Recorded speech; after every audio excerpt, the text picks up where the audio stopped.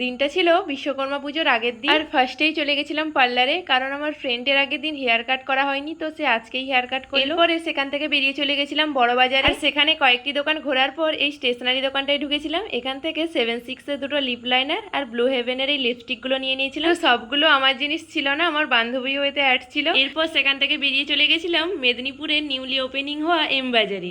আর আমার সব ফ্রেন্ডদের কাছ থেকে শুনেছি রিভিউ খুব ভালো ছিল, আর নতুন নতুন অনেক পুজোর কালেকশন এখানে এসেছে। তো সেখানে গিয়ে মিট করেছিলাম আমার দুজন হোস্টেল ফ্রেন্ডের সাথে। নেক্সট আমি এই সানগ্লাসের সেকশন থেকে একটা সানগ্লাস নিয়ে ট্রায়াল দিচ্ছি। আর এখানে এসে আমার যেটা সব থেকে বেশি ভালো লেগেছে সেটা হলো এই কিউট কিউট ব্যাসলেটগুলো।